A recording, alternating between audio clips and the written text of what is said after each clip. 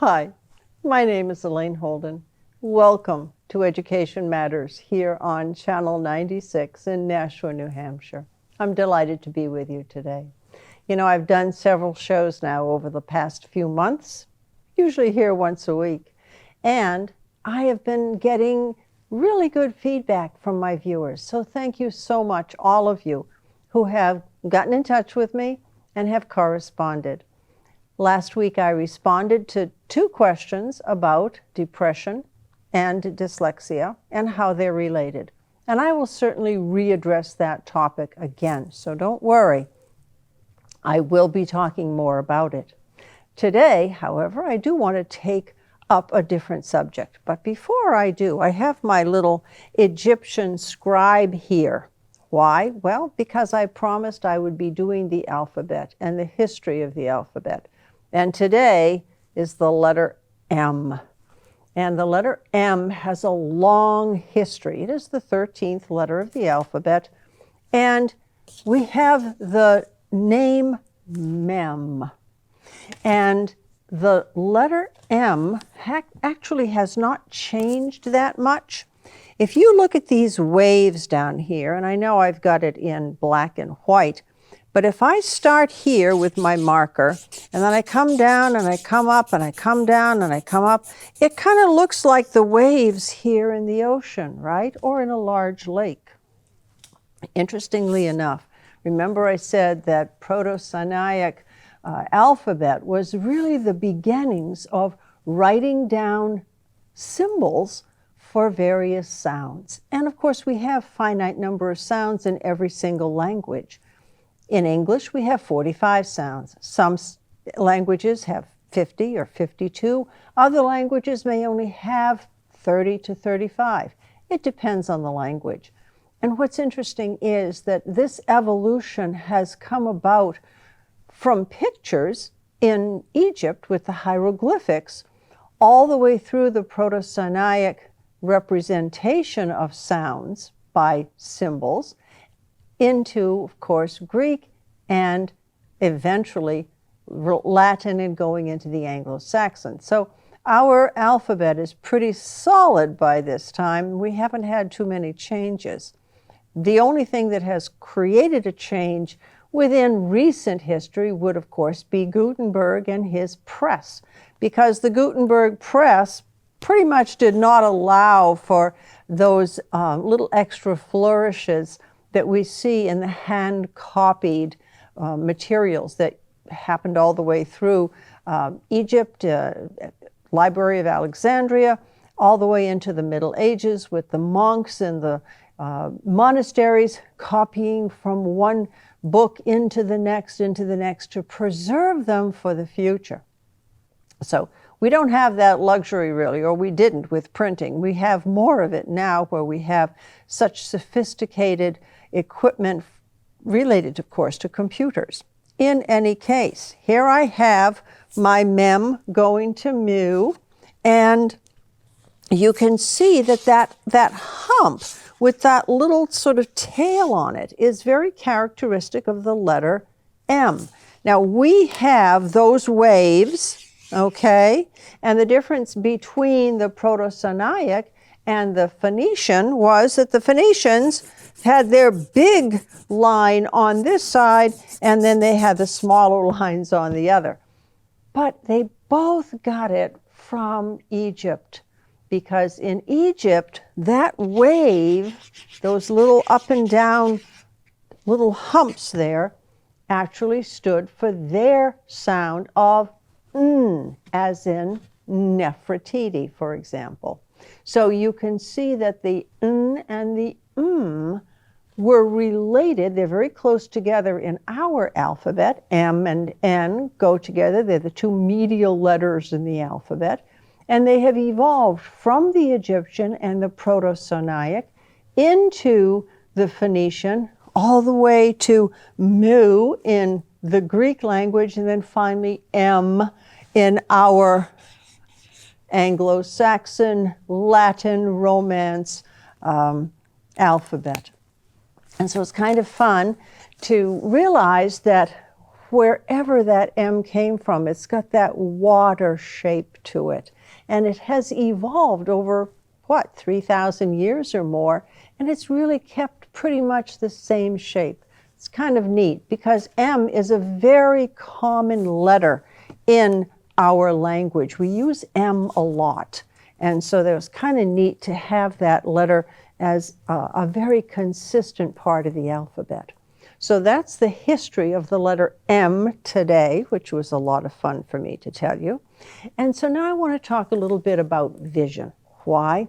Well, there's still some controversies out there, mostly having to do with visual perception. Visual acuity, however, is pretty well solid, again, with how the research is going, what's going on with the eyes, the characteristics of vision. We know that children, essentially, are farsighted when they're quite young. And as they grow and mature, the shape of the eye changes. And generally, the shape becomes typical of what we see with most people, which is what we call 20/20 vision, so that you see something very clear 20 feet away, and that's usually how we measure it. And so we are surprised if a child at, say, the age of 5 or 6 is not farsighted, because that would suggest to us that if that child's vision is very 20/20 at that point, that they most likely will be progressing into being nearsighted. And so there are a variety of different methodologies that are used by good optometrists and ophthalmologists to help correct for this, to help sort of slow it down, or to decrease the amount of nearsightedness that will occur for the children.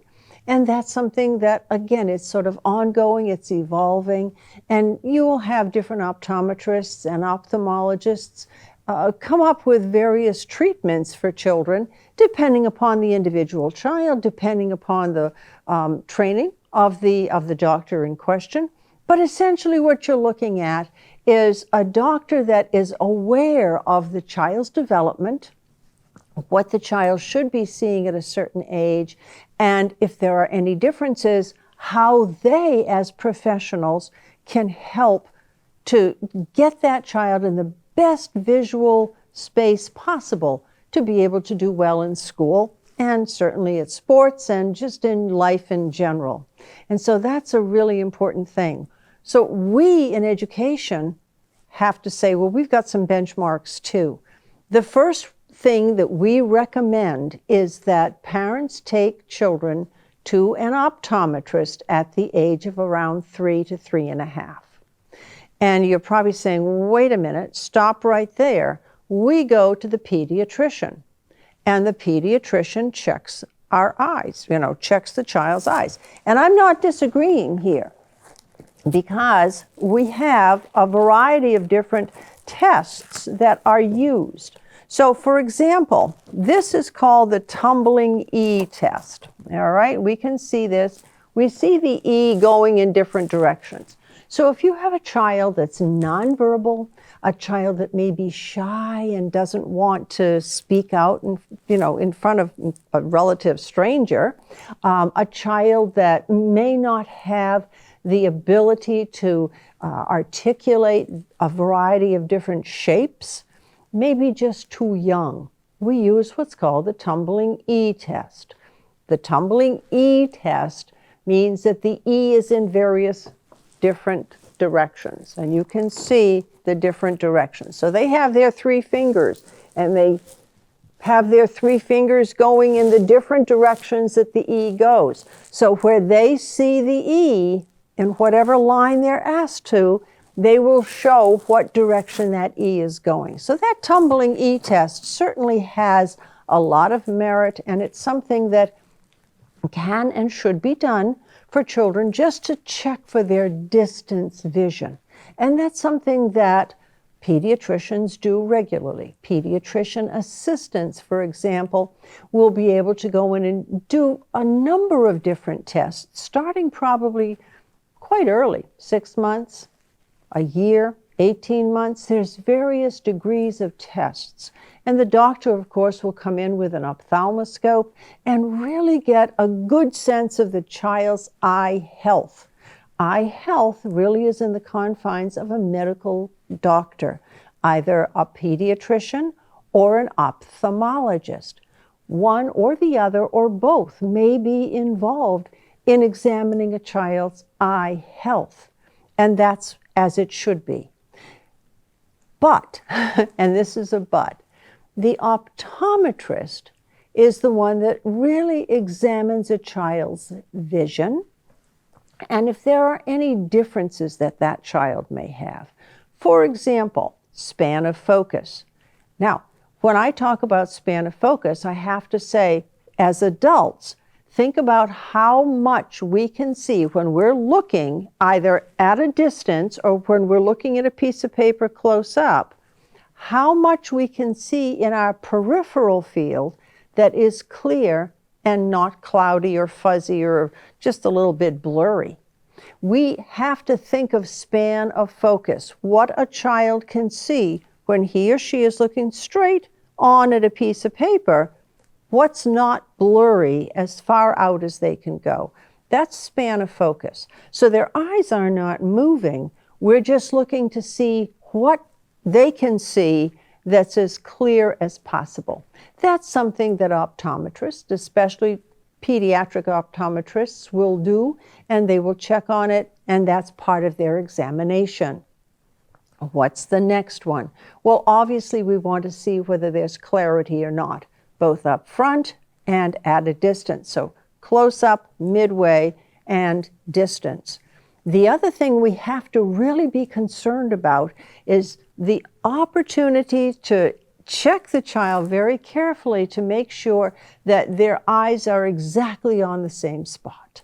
So, in other words, if the child is looking at a specific point close up, we want to make sure that both eyes are exactly focused on that point. If there is a divergence from one eye or the other, 1 degree, 2 degrees, doesn't seem like much, but what can happen is there could be a little ghosting or a little shimmer. It could also be a reason for eye fatigue. The child won't be as able to sustain the reading process. And of course, that's a concern for us in education because essentially the sustaining of the reading process is something that needs to be happening for at least 12 years and maybe going on into college and graduate school. So we need to have that exact convergence, that near point convergence, absolutely perfect. What optometrists can do if they find that there's a degree or 2 or 3 off, well, they will come up with what's called a prism lens, and it will really force the eye back into alignment so that the child with the glasses that have the prism lens will indeed be able to see exactly at that point, and that means that there's no ghosting, no shimmering, no difficulty, no blurring of the letters. And so that makes it easier for the child to see.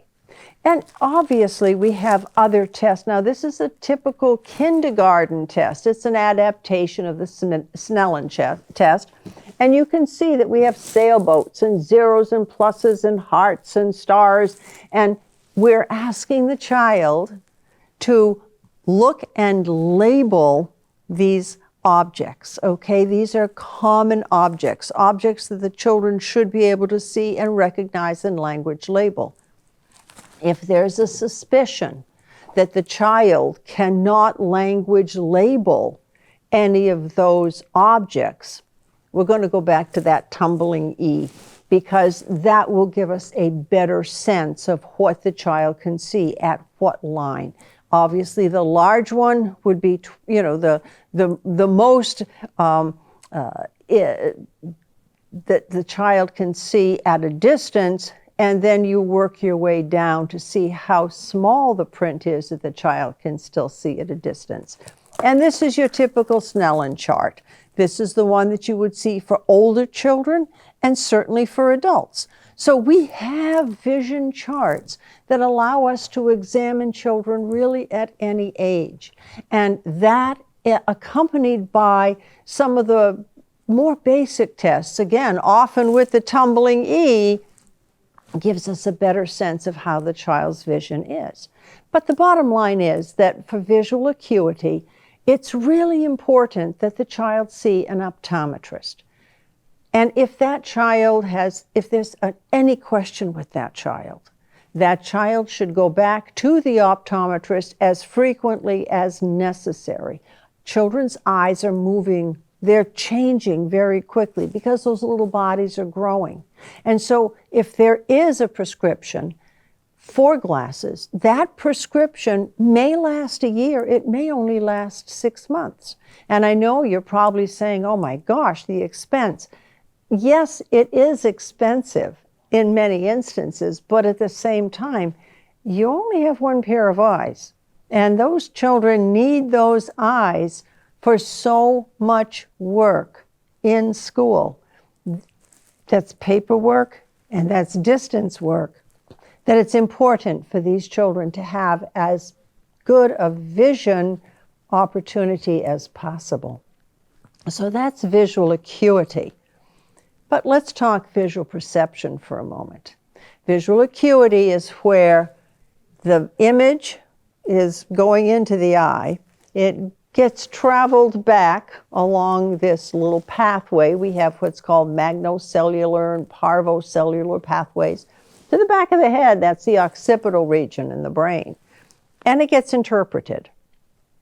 And so we know that the quality of that visual image really depends on the health and size and shape of the eye. That's all visual acuity. But now how it gets interpreted is really going into visual perception. And this is still an area where there's a lot of research going on. Why? Well, because the child has to be able to language label what he or she sees.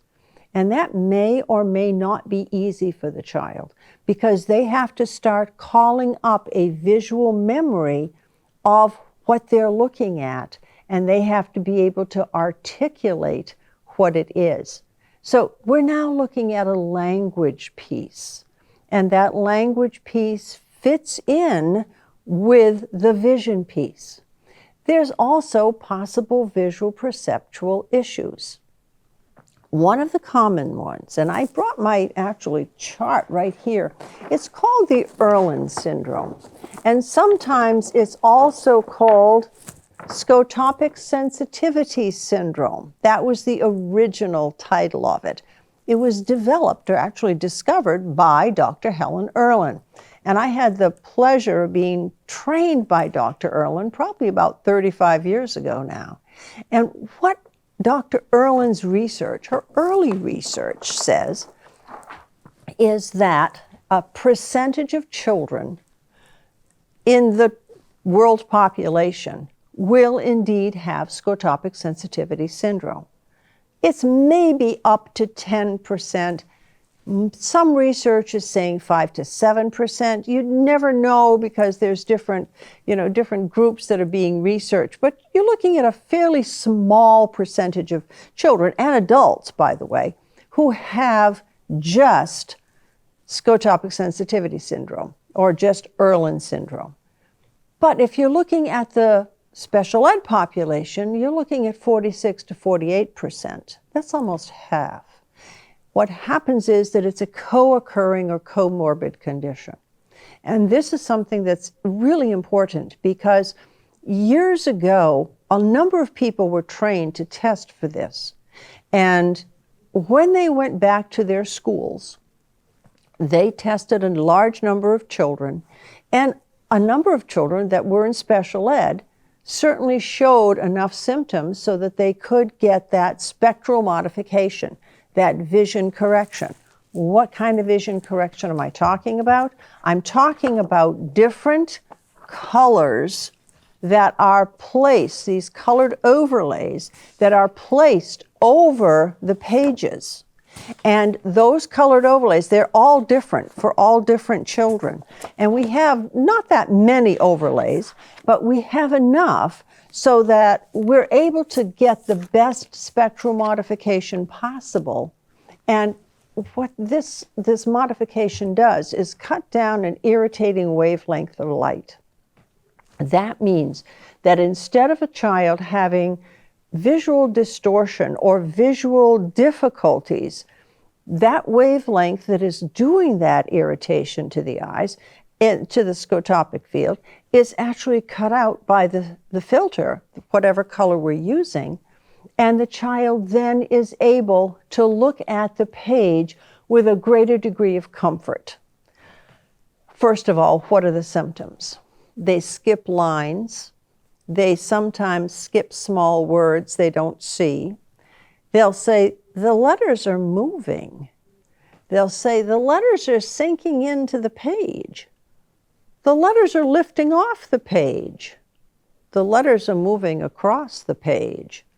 All these lights are flashing at me when I look at the page. When I'm looking at the page, I get real nervous and kind of antsy, and I don't want to sit down. Oh, I don't read because it makes me fall asleep. These are the kids who have a challenge with, most likely, scotopic sensitivity syndrome. What else? Well, they like to wear sunglasses. They like to wear a baseball cap where you have a visor shading the eyes.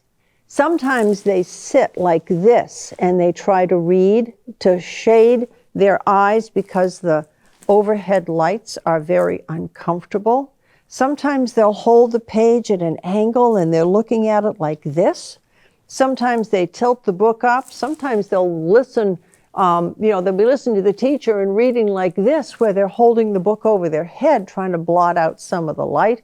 They're very unusual sort of behaviors that we look for. But all of these can be signs of scotopic sensitivity syndrome.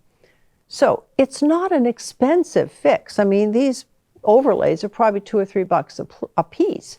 And this puts the child in the right place to look at the page.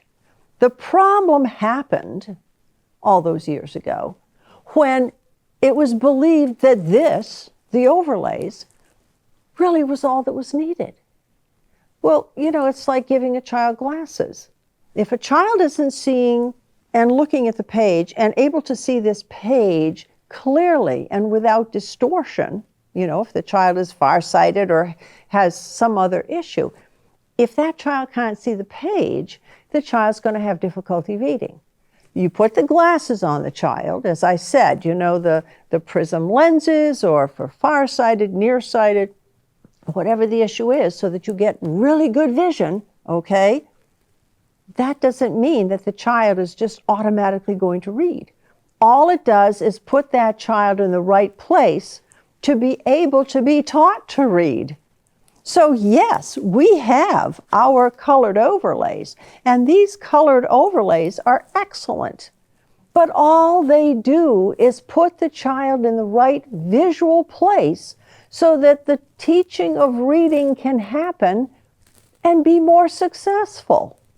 So when we talk about any kind of visual perceptual issue, we have to first of all say, all right, this is the issue. Scotopic sensitivity syndrome is only one of the possible issues, okay? But we have to determine what the problem is, and we have to decide how to treat it. I may increase the size of the font. I may also increase what's called the leading, which is the space between the lines of print. I may use one color or another, photocopying it onto a piece of paper, the text onto a piece of paper of the color that we have selected for that child that cuts out that irritating wavelength of light. All of those pieces are important.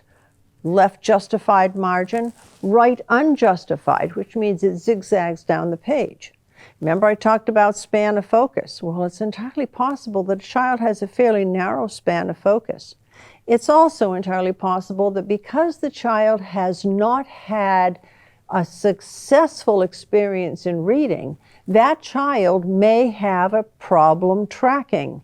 And if that's an issue, going from left to right may be a challenge for the child. Rather than force that child across an entire page of print, we try to have 2 columns so that it's a shorter tracking activity. We also check, of course, for something called cross dominance. Sometimes a child has a dominant left hand and a dominant right eye, or a dominant left eye and a dominant right hand. That cross dominance can be a challenge as well for that left to right progression, starting on one side of the page and going across to the other. Now, there are other issues with cross dominance I'm not going to get into. I want to stay focused on the vision. But that's something that should also be tested for. If there's any question at all, cross dominance needs to be examined, because occupational therapists and physical therapists have protocols, have treatments for this. They're game format. And if a child plays those certain games, tossing balls in certain directions and doing certain activities, you can actually, if the child is young enough, help with the rewiring of the brain so that they will be either left-eyed and left-handed or right-eyed and right-handed. It can eliminate some educational challenges later on down the line. Another reason to see an optometrist. Look, every kid should go to a pediatrician and have well baby checks. I am not disagreeing with this. This is necessary. But we also know that the pediatrician is doing so much in that time span that it's not possible to do the in-depth vision screening that an optometrist will do. That's all the optometrist does. If you've got an entire hour just devoted to checking out this entire child, there's only a very small portion of that time that can be devoted to the eyes. And the doctor is looking at the eye health. The optometrist is not just looking at the eye health, but spending maybe 45 minutes to an hour looking at the child's vision, the child's acuity. And if there's any question about visual perception, a good optometrist will be on top of that as well. This is what we need to be looking at. We need to be looking at a consistent visit, an appointment, consistent appointments with the pediatrician. We need to add on at least a yearly visit to the optometrist to make sure that it's not just vision health, but visual acuity, span of focus, tracking, near point convergence, all of these pieces. This is very, very necessary for the educational benefits of the child. I thank you for joining me today. It's been a lot of fun to be with you. I'll be with you again next week. Please get in touch with me if you have any questions. So until next week, this is Elaine Holden. I'm your host for Education Matters here on Channel 96 in Nashua, New Hampshire.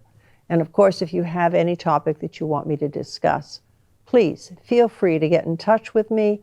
I'm more than happy to discuss it with you. You can email me at dreholden55@gmail.com. And I will try my very best to answer you right away. So thank you again, and have a very lovely